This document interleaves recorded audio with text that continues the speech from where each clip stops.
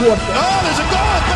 At least I thought he was gonna until he blew it. When the Puritans first set foot on this land in 1620, they faced a lot of hardship. Starvation, illness, the cruel elements, and a hostile environment tried to undo them. But they found a way to not only survive, but thrive. As they celebrated the fruits of a wonderful harvest, we too can give thanks to this glorious bounty, thanks to the heartfelt majesty of SeatGeek. Like the crops planted by the pilgrims, SeatGeek is an app that sorts all those resale tickets being grown on the resale market to help you find the best batch for your sports harvest. Come to the table and see how it sorts all tickets from red to green on a 1 to 100 scale for your convenience. It will even give you a view from the bounty you'll be experiencing that day. As you feast on these wonderful savings, use the code word TREE in the link below to save $20 off your first purchase. Be thankful, my friends. Not just from the feast at your table this Thanksgiving, but for the plethora of value you will get from SeatGeek this year. Let us eat. Green Bay enters Seattle, a settlement that will trigger memories of horrible failures from years past. The first step to recovery is for Aaron Rodgers to use cognitive behavioral therapy to bring the Packers out of their shell. In these situations, trust is paramount. Rodgers will do his part by throwing unbelievable deep balls to the heart of the 12s. They then realized that the trauma the Packarina experienced wasn't exactly over. The injuries on the defense rivaled Seattle's last season. They couldn't stop a damn thing despite an early fumble, blowing a healthy lead in the second half. Even then, the Seahawks made a critical mistake. They left too much time on the clock. The God King Rodgers is known throughout the galaxy for his clutch brilliance. There is no Ty Montgomery to fuck him over this time. Look at how he slings. That's roughly how Green Bay's season has gone. Punted on a 4th and 2. He should get another chance, though. Oh, right, the Packers' defense is pure shit. Seattle wins and keeps their playoff hopes alive thanks to Russell Wilson. Even Aaron Rodgers' knees are damaged from having to carry Mike McCarthy up the hill of relevance. We'll see you in Cleveland, Mike. Welcome to the Glue Factory, where Andrew Luck's ligaments are ground up and snorted by Jim Irsay in a private suite. Titans, allow me to give you a tour of the butchering line. First comes the long walk of shame, where Captain Luck throws spirals past your defenders to get you through the maze. After such an even-keeled destruction of your spirit, be led to their specialty butchering table. Feast your eyes on these wonderful fixins for your torturing goodness. Marcus Mariota, yep, he's a beaut. You wouldn't mind if we hacked off his wrist for our collection. Too late, we already did. In the next room, absolute horrors will be revealed to you in our mirror of reality. 3 words will have you begging for death. Blaine fucking Gabbert. Over the middle, intercepted! He threw it right to Darius Leonard! What, kill you? We just started having fun! Just wait till I bring out the archive footage. If both teams are utter trash, yet are still trying to win football games, would you call it a tank bowl? Let me take a closer look here. Oh yeah, it's a tank bowl.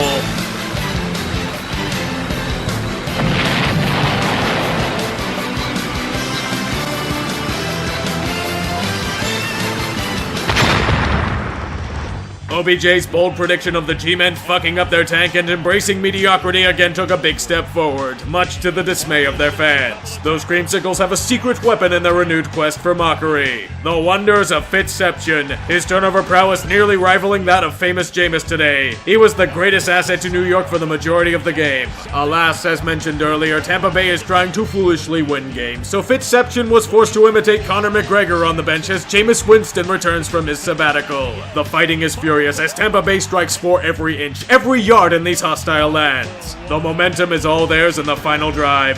Shoplift for victory, Jameis. And Jameis to air it out. Looking forward to Sean Jackson. The bakery is back in business. Beautiful. The Redskins get to return to the lovely confines of FedEx Field, which have turned into a fucking void of all hope as nobody is bothering to show up for the games. I wonder how this would happen with such a sniveling coward of an owner. Even at 6-3, the Redskins have their doubters, including the Texans, who have spent the past month and a half overloading cardiac units throughout the southeastern Texas area. Can you guys at least finish a team off early instead of taking it down to the wire? I mean, come on, the Redskins are forced to start Colt McCoy. If that isn't enough to win the game, I don't know what is. Oh, lovely, your kicker experienced what the fuck is a kickitis. Now Washington gets to try it from 63 yards out. That was a bit anticlimactic, wasn't it? Well, this can't get any worse for them. The football gods also have a high floor for weekly injuries.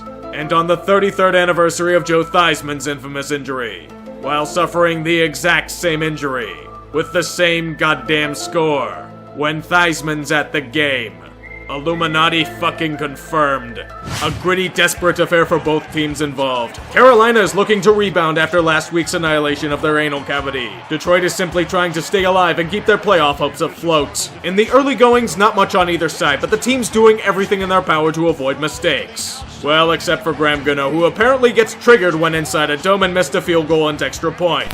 These misses will not come back to haunt the Panthers in any way. As the teams trade blows in the final quarter, Carolina can have the last laugh. They're scorching the tired Lions on their final drive and can tie it up with an extra point. Wait, why are you going for two? Do you realize that there's still plenty of time and Detroit has all 3 timeouts? Is that you, Mike Vrabel? Why do coaches fling themselves off the cliff with regularity anymore? Looking, loads of time. He throws incomplete. How in God's name do you overthrow the receiver that badly? You can all but give the NFC South to the Saints. In the land that God forgot, Chick-fil-A isn't the only thing that's closed on Sunday. You can also make this case for both teams' performances in the first half. You can fail to understand this as both teams are at critical points in their seasons. One loss can fling them out of the playoff hunt. Even with Matt Bryant back, the Falcons are going to need all hands on deck. Unfortunately for them, they can't stop Zeke from feeding on their D. Oh, you tied the game up? Too bad, because you gave Dallas too much time to waltz down the field. Even with all your timeouts, you couldn't stop them. Cue another addition to the pain library.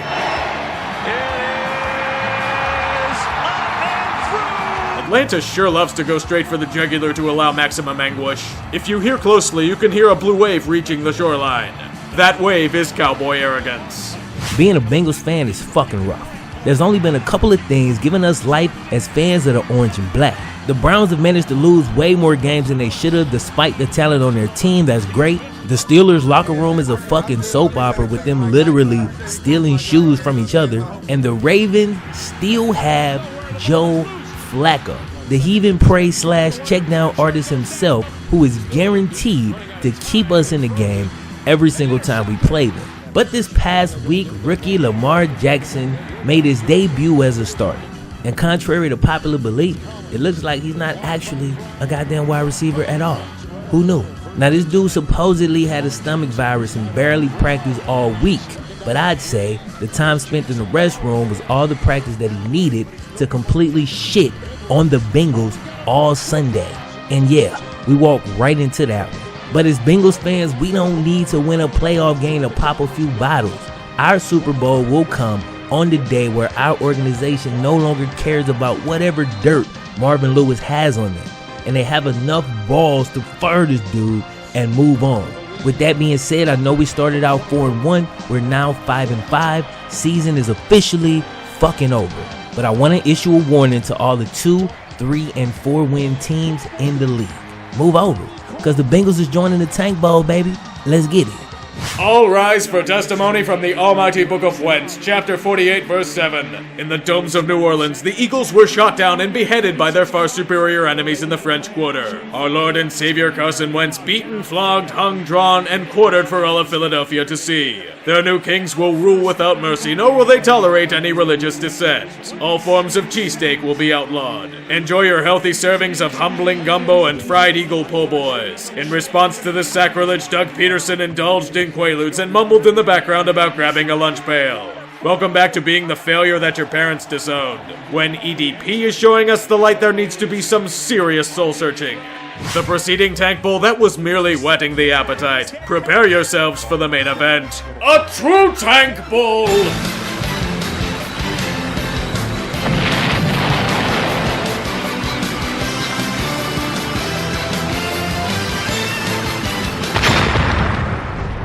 Two teams deep in the shit. One team openly punting the season, another clinging onto whatever sliver of hope they had left. The Cardinals executives hoping they don't get axed for the team dying in the desert. Derek Carr openly fighting with Chucky on the sidelines.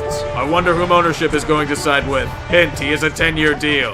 The game brought about the true spirit of the tank, despite both teams pretending to care about winning. We all know they want that sweet, sweet top draft pick. It's a flashback to Ali versus Frazier. Both fighters trading blows in order to be knocked out and lose the bout. Arizona has the lead, but Oakland has the ball. Don't even think about it, guys. You've been doing so well in the Tank Brigade. Don't ruin it with victory. On a 35-yard attempt, and the Raiders have won it. Congratulations, Raiders, you've planted a landmine underneath your precious tank. The first overall pick might be in jeopardy thanks to your first win without the aid of ref ball. Hope it was worth it. The Chargers are the Rodney Dangerfield of the NFL. No matter what happens, they get no respect. They're 7-2, but still no one gives a shit, and their stadium is once again filled to the brim with opposing fans. Despite their reputation across the league, the Diamond Dogs are still out to prove people wrong. They even got Joey Bosa back for this wonderful occasion. Denver is struggling. Phillip Rivers may be iffy today, but come on, it's the fucking Broncos. You have a 2-point lead, and Keenum has to start on his 8-yard line. Did you see them in this situation last week? Total ineptitude. Just like the Chargers D on this drive. There's the Chargers that we know and love. I knew you still had some San Diego left in you guys. No wonder why they get no respect. A pivotal game for both teams. The Bears are looking to emerge as the NFC North's elite once again. The Vikings wishing to hold their claim to such a title. They even get a surprise primetime game for such an affair. Minnesota allow Redskins fans to introduce you to the aggravating Mr. Hyde form of Kirk Cousins. Terrorized by the Bears' front seven all game long, Cousins gave us another vintage dud. Just in time for Turkey Day, he hand-delivers Chicago a delicious pick six. It's the Cousins formula. When he has to face a real team, he falters. Just what a team with playoff agony needs from their big-money quarterback. Bears fans, be proud. Your team is back. They are the new faces of the NFC North. Even with offensive inconsistency, their defense strikes fear into every opponent they face. Now don't collapse down the stretch. I'd rather laugh at the Raiders some more. Live from the heart of Mexico City, it's a title bout for the ages. The field conditions are some of the shittiest imaginable, and the game has been moved back to the States. That was surprisingly quick. Live from the heart of Los Angeles, it's a title bout for the ages. A marquee matchup that's every bit of hype that was promised. This game was more than an air show, it was a goddamn fireworks display. The football gods may take it repeatedly, but they occasionally drop a care package just to keep us guessing. This was no ordinary football game. This was two drunken frat bros playing Madden. Imagine the setting, the smell of weed wafting in from the corner, cans of Natty Light strewn on the ground, and shitloads of deep passes with the occasional defensive turnover. The stakes insanely high. The loser has to buy pizza for the next month. Defense? What is that? This game is the NFL's wet dream. It's the equivalent of Aaron Gordon versus Zach LaVine in the slam dunk contest a few years ago. Everybody getting tense, the fans shitting bricks, and both sides waiting for the other team to make a mistake. Somewhere in Mexico, the people that own Estadio Azteca are crying into a bottle of tequila. They only missed out on the highest scoring game in Monday Night Football's history. What a matchup between two teams that will most likely experience agonizing playoff defeats because neither has a secondary that can stop a mild breeze. Even then, the Chiefs still have the ball to finish. Play action. He's going to wind it up. Downfield, a wobbler is intercepted. Don't worry, chefs, it's only preparing you for the inevitable to come. That being another chance because Sean McVay decided to play Russian roulette. Mahomes, he escapes that, then launches it downfield, and it's intercepted by Joyner. And that's the story of how I failed No Nuts November. Ooh, I need to bum a cigarette. After that brilliant climax, I think it's time to honor our lol cow of the week. The Cleveland Browns. Even on a bye week, they still find amazing ways to take the L. This newest episode of Laughing at Cleveland comes in the hunt for their next head coach. With all the names put out there, a new candidate emerges. Condoleezza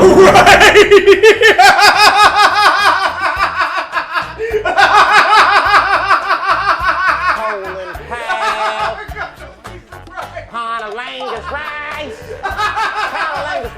Sounds like a Mexican dish. Maybe we should put her on a plate and send her to Mexico so the Mexicans will eat her. I don't care if it's just a rumor. The fact that it's even put out there is embarrassing enough. Even if you were going for the cruelty angle, you fucked it up. If you wanted to torture your fan base, you go get Alberto Gonzalez. The depressing kicker? We believe it. Because it's the fucking Browns. They be the people crazy enough to do it. Now I want to see it happen. Do it, Haslam. And now, a moment of silence for all those we've lost over the past week. Unit lost. Unit lost. Unit lost. Unit lost. Unit lost. Unit lost.